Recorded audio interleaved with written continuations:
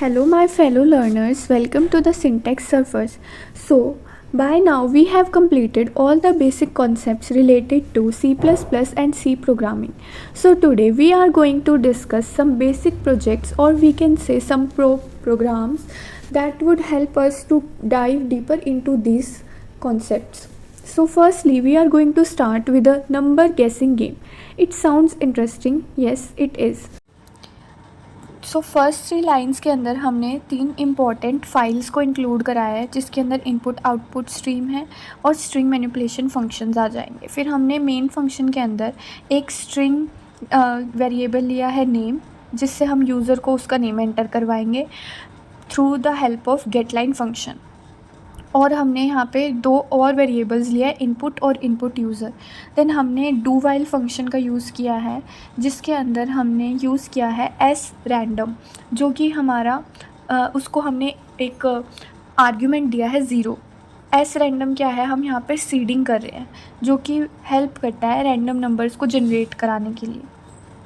तो इसके लिए हमने फिर एक वेरिएबल लिया है अंदर वेरिएबल नेम से ही, और उसको हमने रैंडम वैल्यूज़ जनरेट करने के लिए रैंडम मॉड्यूलो 5+1 किया है, क्योंकि हम अपना नंबर 1 to 5 के बीच में ही रखना चाहते हैं जो जनरेट होगा. इसलिए हमने उसको 5 से डिवाइड करके उसका रिमाइंडर रखा है, क्योंकि हम अगर कोई भी नंबर को 5 से डिवाइड करेंगे तो मतलब कि 1 to 5 के बीच में, तो जो भी रिमाइंडर आएगा वो वही नंबर होगा 1 2 3. उसके बाद हमने यूज़र से इनपुट लिया है, और फिर इफ़ एल्स का यूज़ करके हमने चेक किया है कि वो इनपुट इक्वल है या नहीं है.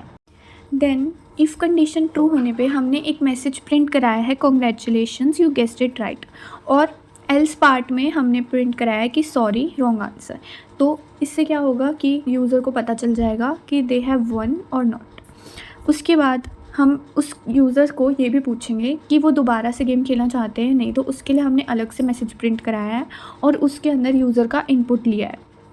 तो अगर यूज़र एन प्रिंट करे, मतलब एन एंटर करेगा यानी कि नो, तो फिर वो गेम वहीं पर एंड हो जाएगी, क्योंकि वाइल के अंदर हमने वो कंडीशन दी है. अदरवाइज़ जो गेम है वो रीस्टार्ट हो जाएगी. और लास्ट में जब अगर वो एन एंटर कर देंगे तो हमने ये लिखा है गेम ओवर, मतलब कि उसके बाद वो गेम से एग्ज़िट कर जाएंगे. Now we will run this program. Firstly हम उसको कंपाइल करेंगे, देन जो रिज़ल्ट होगा, मतलब कि जो भी उसकी आउटपुट होगी, वो हमें यहाँ पे टर्मिनल में शो करेगा. तो पहले हमने इसके अंदर अपना नेम एंटर किया, देन नेम के बाद हमसे उसने हमारा इनपुट मांगा. सो हम कोई भी एक रैंडम नंबर 1 to 5 के बीच में एंटर कराएंगे. यहाँ पे हमने एंटर कराया है 2 and then we pressed enter, और हमारा आंसर रॉन्ग था, तो इसलिए हमसे पूछ रहे कि would you like to try again. So अगर हम यहाँ पे एन प्रेस कर देंगे तो गेम ओवर हो जाएगी, otherwise game will restart. In this video I have used GitHub repository to create the program. So if you want to learn how to use GitHub to create and run programs, you can drop your request in the comments. So till then, keep learning, keep coding.